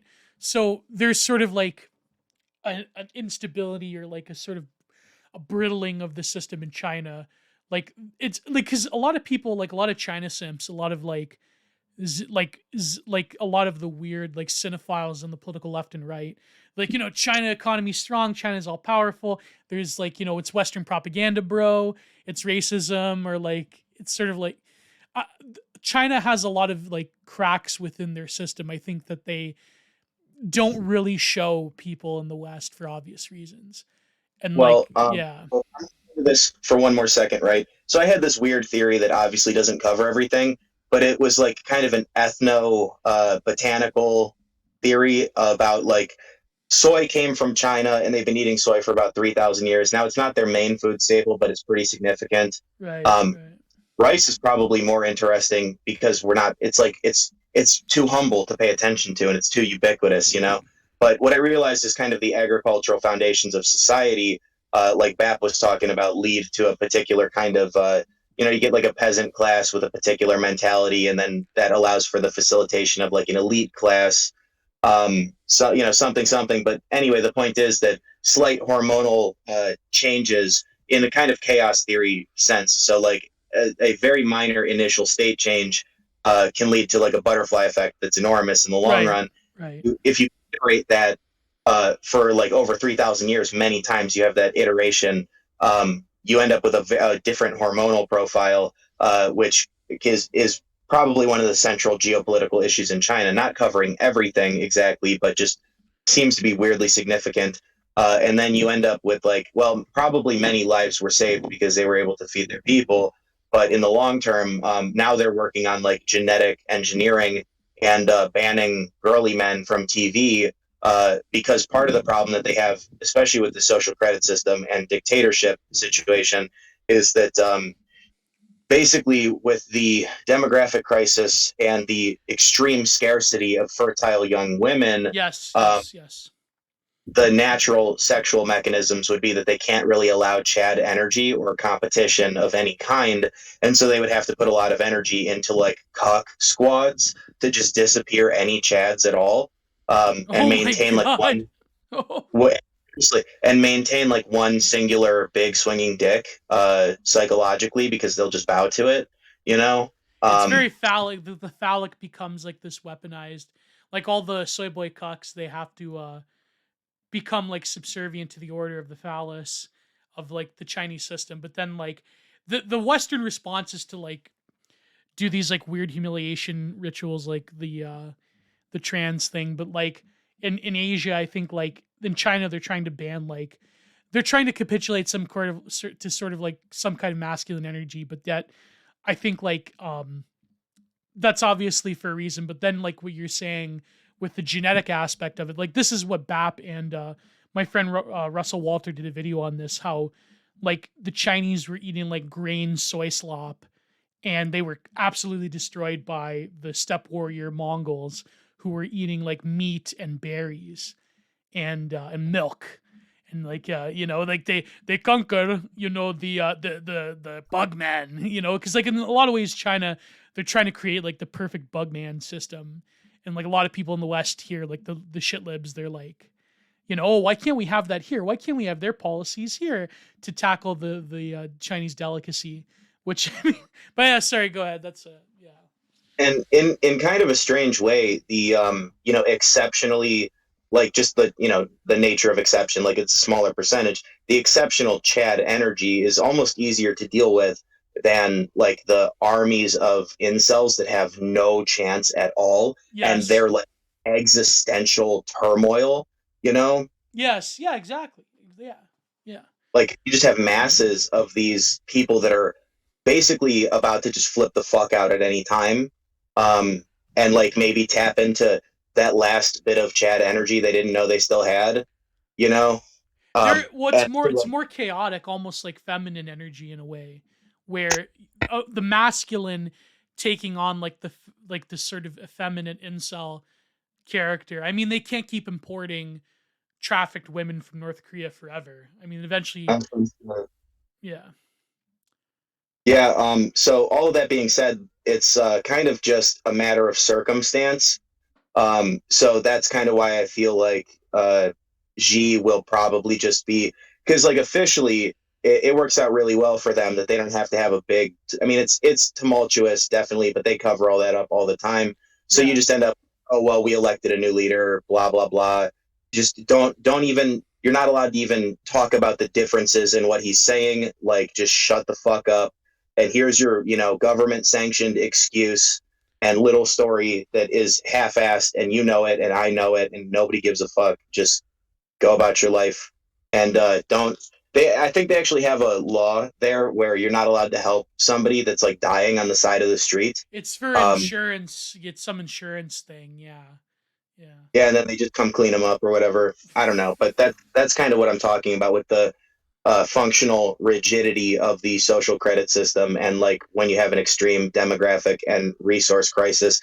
But realistically, the focal point, like the butterfly effect kind of Kleineman of the banning girly men from TV. See, China's probably going to survive into the long term because it doesn't really benefit any exterior players to like completely annihilate them. Right. Um, be- Right. Yeah.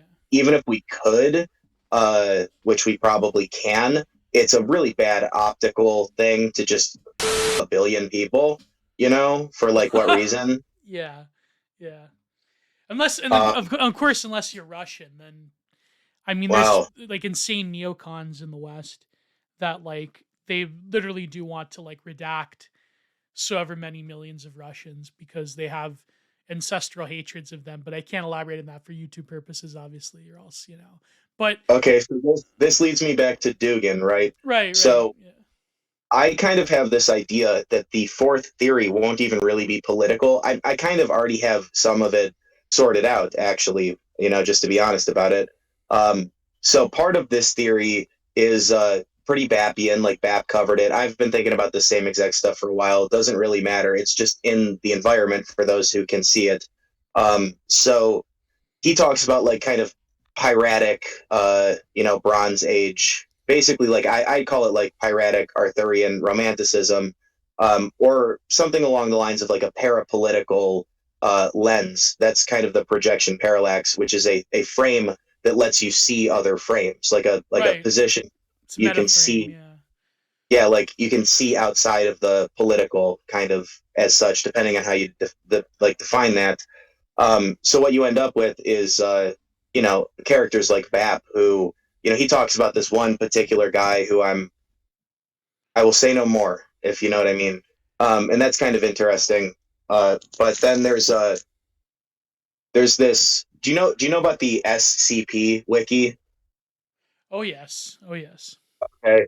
So there is so much to chew on with some of that stuff. Like I think it was the Volgan posted a video. I don't know when it was. I just watched it the other day, and it was about this thing called the epsilon wave, which is like a particular kind of brainwave pattern in a very small percentage of the population, and they redacted like the genetic like component of like what part of the population is it. But basically, when they sleep, um, they can alter reality based on what they dream on. So it just like rewrites reality, and there's no way of determining like we don't know how much has been altered. Oh yeah, Um, yeah, yeah. I've heard it. I saw this SPC. I think it was some creepypasta YouTuber that read it. Yeah. right, and from my reading a lot of that stuff, I've come to some interesting conclusions. Which is, first of all, that is one of the greatest compiled like works of writing ever. I mean, the level of creativity and like the different realms of actual science that they go into, and like thaumaturgy and all this. I mean, it's just off the charts, fascinating stuff. And the fact that it's within a specific template of science and research and like basically case study logs that these like what does it stand for? SPC, secure, contain, protect. I think that it is. Yeah. SCP, yeah. Yeah. So the fact that I think the template can be a generative force for these very elaborate like stories and mythologies and like entities, like that is very fascinating. It truly, unfortunately, I think the organizations like the website's been like, taken over by certain people with certain identity issues. But I know what you mean. Yeah. So go ahead. Yeah. Well, I mean, I guess what I'm getting at is kind of a Jungian, like Jung's framework on psychology was if it can't explain literally everything that has been experienced or could be experienced, then it's not a proper framework. Like Freud was very reductive. In the early work, he's basically like people are machines, it's input output, Right. and therein you derive the kind of mechanisms underlying normal consciousness. But yeah, I mean the difference between Freud and Jung is that Jung was like, no, your theory doesn't account for all these different phenomena that we have on record already. So like, therefore, we need to find what underlies these things, Yeah. like that connects them, basically. Like what allows all of these different religions and perspectives to coexist in a singular, uh, you know, plane or whatever. So this leads to kind of the parapolitical theory, and having like a frame to see other frames, and amongst other things, like even more things. But what you kind of end up with for me is sort of just a romantic notion of I don't particularly care. Like my way of going about things is kind of like things just sort of exist, right? And we have these abstractions that we fight over. But I was homeless in my truck for a while, and I learned the lesson of self reliance. I'm like, oh shit, nobody came to save me. The entire system arguably failed, unless you're discussing like, you know, certain people were subtle enough to anticipate like these things could be good. These like holes in the system could be useful for such things. Like Yeah, there and are be smart. exploited by certain people that know how to exploit them. Yeah. Right. But then the issue kind of just becomes, a very, very difficult, like in the SCP Foundation, the upper rankings of the organization, the foundation, are the O5 Council, which is generally in most canons composed of about 13 members. And then like this, the, I guess, third most powerful is the Ethics Committee, who has to really kind of go through just constant existential crises and just the weight of everything. Like, would we literally have somebody ritualistically eat babies to suppress this kind of basically a god, and we don't really know exactly what it is, but it seems to keep it contained and like dormant so it's not destroying the whole planet? Like, would we literally eat a bunch of babies in a ritualistic fashion on a regular basis? And then also like like, could we use one of our other anomalies to create babies for this process? And like, what is, it's just a shit show nightmare of a situation. And so my kind of theory on things is pretty much like, okay, I get the political lens on whatever, I get like the basic pretty much normie sphere of left right politics and this and that, but at a certain point my philosophy is just love. Like, it really just, it comes down to this basis of like love and willpower, where it's like below the abstractions, below the mind, even, where you get into these like really insane existential considerations where it's like, I don't know, just do whatever we got to do, Well, really, yeah, I and think. try and Yeah, go ahead. Go ahead. like, I don't know, kind of just try and make the best of it. And that's kind of what Bap was talking about, where empires rise and fall, but there are certain, life finds a way. Like, life force has this way of just whatever cracks appear, like in the concrete in the ghetto, a rose will grow from it, or a weed, or that kind of thing. So it's just one of these, like, basically it's a rolling catastrophe. And there's a particular story in the SCP universe called the Ouroboros cycle. One of the most fascinating, long as fuck things I've ever listened to in my whole life. It is just out of control, totally mind bending. And eventually, this dude is basically trying to destroy the foundation, and he basically succeeds. He gets to the end, and the top ranking entity within the foundation is the administrator, but he finds out that the administrator is basically the foundation itself manifests. So like the administrator is like an ethereal spirit of pure will. Pure Um, bureaucracy, almost. Yeah. yeah, and so there's really not anything he can do about it. So he just ends up being the new O5 council. Like, he just ends up being like, he just all the people that he was pissed at that were fucking everything up, and then the cycle just starts again, and he just becomes like the leader of the O5 council, basically, and forms this new council of people. And I guess that does get into Yarvin and this like counter elite and like neo reaction thing. I do want to touch on the fact that it was very obvious that opposites attract, and they're also actually kind of a mirror image. Like, it was very clear to me that Yarvin, it makes perfect sense that he would end up with like a neoliberal Vanity Fair. I mean, she looks very much like him in a lot of ways too, like the physiognomy thing. Yeah, yeah. The opposites do attract. I think that's why the right wing has such a tumultuous relationship with these like rad femmes and e-girls, because there's some kind of like dark anima force there. There's the shadow self. But what you're saying is fascinating though, because I think like I want to touch on that, the e-girl, with you another time. But Yeah. I think what you're saying, like in terms of how SPC is like this immensely long and complex fictional universe that has like a rich history that isn't like some Marvel abomination, that people like find actual sort of like real world implications in terms of like the way that we perceive things, like the way that we even perceive politics as like a giant meta narrative. Especially Uh, nowadays with like the it gets spectacle. crazy. It gets crazy in every single way, basically. It's just the Yeah. most nut. You'll find out about sciences that you didn't even know existed. Like, that's how in depth it is. Like, it's absolutely nuts.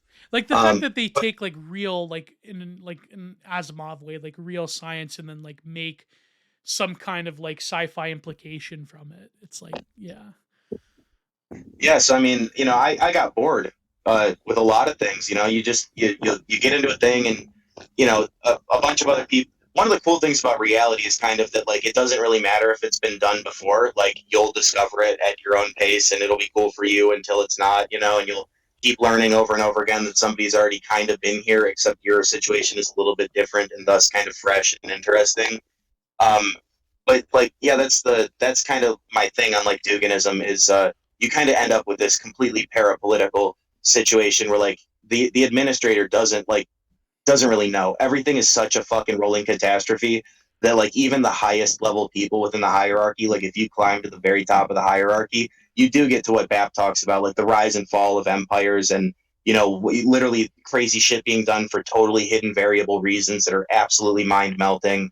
And you know, eventually it's just like, well, look, God controls like at the end of the day, it's literally God controls like the most significant forces that really nobody else can do anything but be Tao about. You know, like you can't really, like they talk about like Scranton reality anchors and like all like there's literally like reality. It's almost like the Rupert Sheldrake thing where he talks about morphic resonance, and that kind of leads to the implication that there might be different realities with different laws of physics because they're just like different patterns, but like the existential thing underneath, like the Maya almost is like, so you end up with the ability to manipulate just about anything, but like we didn't set the rules. Like we really don't control the forces of nature so much as work within a particular existential capacity that is granted by like the one who really does actually create Right. and control those things. But then that's the thing I think what people don't think about when it comes to I know people have tried to like link Rupert Sheldrake's like morphic resonance to like ley lines, and then some like more Eastern concepts of prajna energy and so forth. But I think like people are like, well, how come we're not granted that power if it exists? It's like, well, because it's not our purpose, I don't think, or rather, in some ways, we are of this sort of higher entity or higher order of God's creation. We are like definitely we're a part of it. But if we were to be given the whole picture all at once, then it's like with our mortal capacity, we'd like absolutely go insane, or we would like dematerialize. You know what I mean? I think like Like completely negating yourself back into God, basically. Like you kind right. of lose your soul, you know. So that's kind of how I look at my own life. Is I do break it down into like this almost pan psychic thing underneath, you know. I've done a lot of psychedelics and real. This actually ties into Trump a little bit with the like basically Kanye West maneuver of like egoism. Like you can operate your ego pretty effective. It goes back to Terence McKenna, who was basically talking about this uh, enormous amount of unhealthy boundaries that were being enforced by like a military industrial in his frame like capitalist death machine, you know what I mean? He's like, okay, Yeah, the well then we need Dominator ego, he called it. Yeah, the Dominator ego. right, so we need to completely melt all the boundaries, and the only way to do it fast enough because it's an existential crisis is through psychedelics, even though there's other ways. So that actually kind of did unfold, but like then Trump is actually kind of the like he's carrying on McKenna's work, and people don't really realize like how Holy hippie. shit! Holy fuck! That's a huge red pill right there. Well, because look, I mean, They what you worshipped him in India. Like they thought that he was. There was that meme that because these Indians were like worshiping images of him, that he's the reincarnation of Shiva. So Sisteri Devi was wrong. Okay, it wasn't the Austrian painter. She. But go ahead. Yeah, I'm sorry. Yeah. so part of the issue is like I've been to a bunch of hippie festivals and stuff. I've been sober for quite a while, but I've been to a bunch of like festy situations, right? And there Yeah. are these people called spunions, and a spunion is somebody who's like so fucked up and has dissolved their ego that they'll walk into a campfire. They'll just like trip and fall into a campfire. I've seen it a number of times, right? That they have no like coherent set of boundaries for survival, right? Right. Right. And you could talk about like self negation, whatever, but if you want to be manifest in this world of like natural circumstance, the ego is quite useful as a survival mechanism, and it's highly related to boundaries. So the Right. problem Right. of McKenna's time was like a bunch of unhealthy boundaries, so he's just like fuck it, break them all down with like super natural power, you know what I mean? And then that kind of did happen, but that leads to certain societal ramifications, especially relating to like the right hemisphere, the feminine or whatever, its ability to break down the mental prototypes, like the kingdom of labeled boxes type thing, and recast something new. But yeah, I mean, like literally the southern border wall thing is kind of the greatest psyop of all time, where it's like, actually, we need these things called healthy boundaries and like a healthy ego and like a proper understanding of our circumstance and like our agency within that. And also kind of the horror of Babylon might need like a garter belt for real, you know? Yeah. Oh, that's a good way to put it. The Whore of Babylon needs a garter belt. That's amazing. But yeah, you're saying that. I mean, we're coming up on 2 hours, but like, what do you mean? Like, I mean, I got to press you a little bit. What do you mean by Trump being the sort of like completing the system of McKennian time wave zero idealism? What do you mean like that? Yeah, that's kind of Well, like a really hot take. I can't disclose everything. I don't really have a boss, but I do know a lot more actually. But yeah, the issue of boundaries being the kind of geometrical defining principle of any given object, especially within like basic psych 101 is we basically take this sense data in, and Alan Watts talks about light doesn't exist without eyes and sound doesn't exist without ears. I'm not going to go into that too much. But the point is, we take kind of this unified whole of sense data and then differentiate it into separate categories. And Peterson was talking about this recently. It's like, how the fuck do we do this? Why do we do this? That's an interesting thing.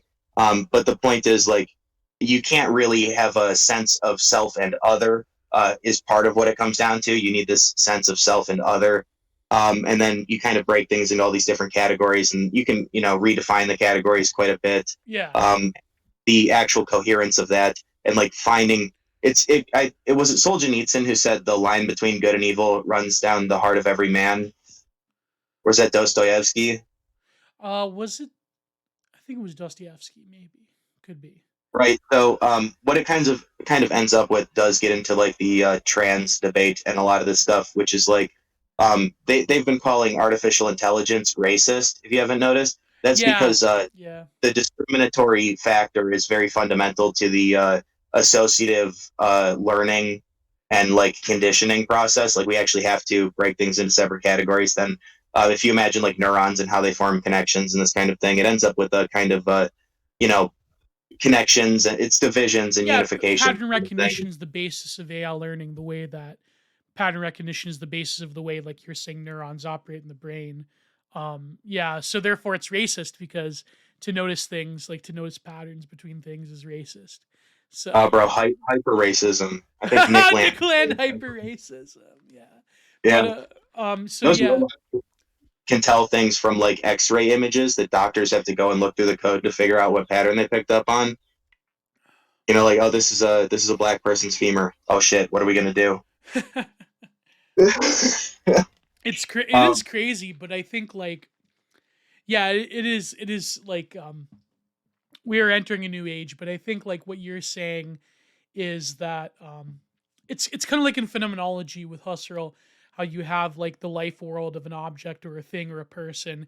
They have a boundary and a horizon, like, and you can anticipate sort of like what is around the object through its own life world by having that horizon of an object or a person. Like the life world of something needs those boundaries in order to like anticipate what itself even is, right? Like to even well, I mean, how can one of the avatars of the Godhead manifest other than by limiting itself?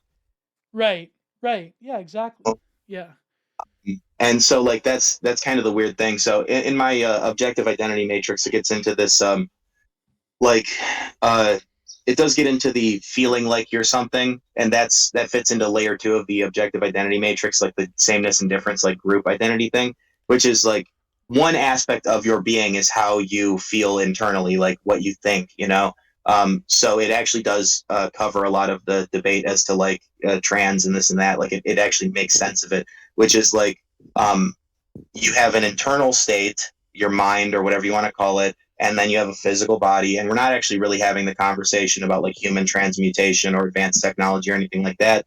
That's far too disruptive, basically. right, You know what I right, mean?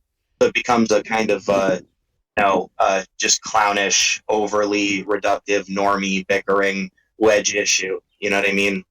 Yeah, like Whereas I the actually, whole I grooming discourse think, becomes that now. It's like conservatives have this tendency, like normicons have this tendency to like burn out an issue because then they'll harp on it for like a month and then the left will go like, well, that issue's been solved or that.